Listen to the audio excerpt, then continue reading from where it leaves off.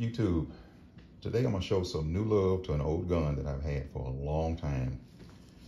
And to be honest, I don't think I've ever done a video on this gun, at least not the gun specifically.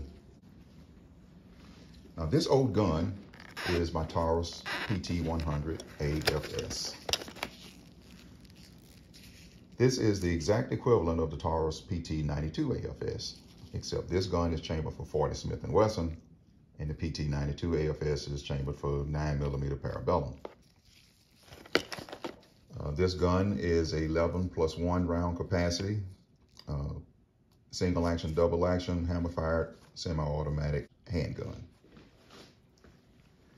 Now this gun typically comes with 2 magazines, but I've chose to up mine to 4, and these are not Taurus magazines. These are Metgars. I'm not a fan of Taurus mags, so I swapped them out and bought Metgar magazines. Okay, so let's get that out of the way and let's talk about the gun.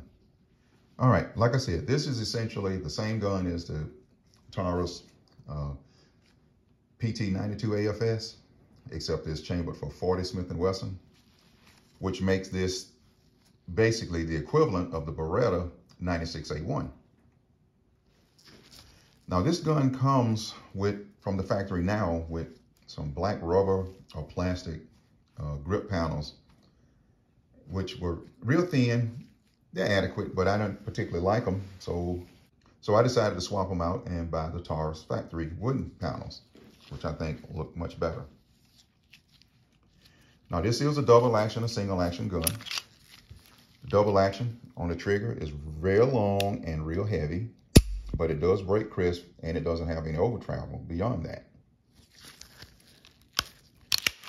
Now the reset, let's do that again.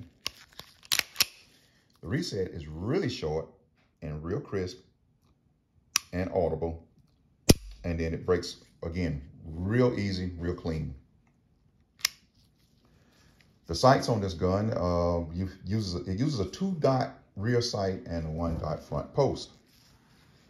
That front post has a white dot on it on a stainless steel slide. Sorry about the camera shake, which makes it very hard to see.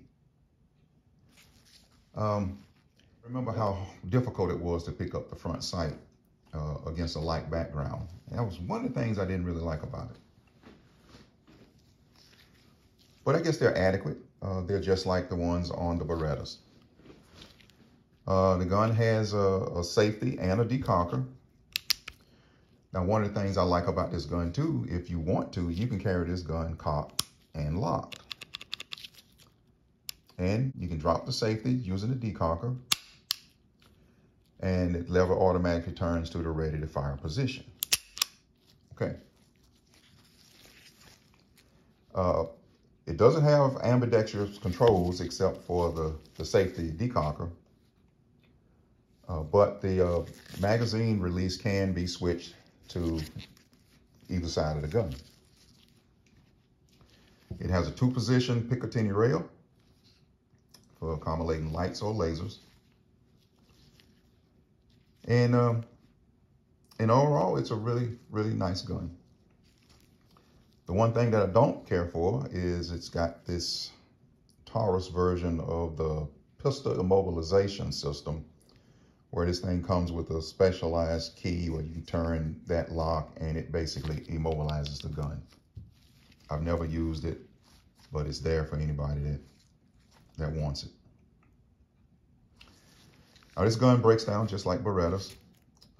Just simply drop the magazine, ensure that the gun is empty.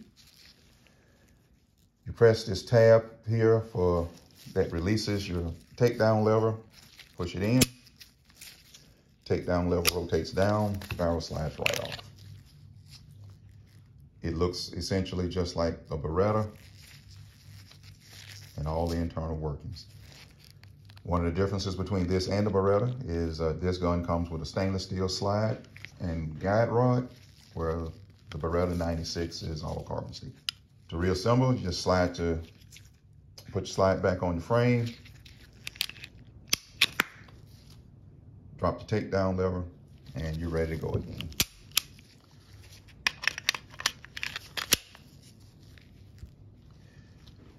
I haven't shot this gun in probably 10 years. But one of the things I remember about it is how reliable it is. It's as reliable as any gun I've ever shot. The downside of this gun that I remember was the front sight. I had a hard time picking it up.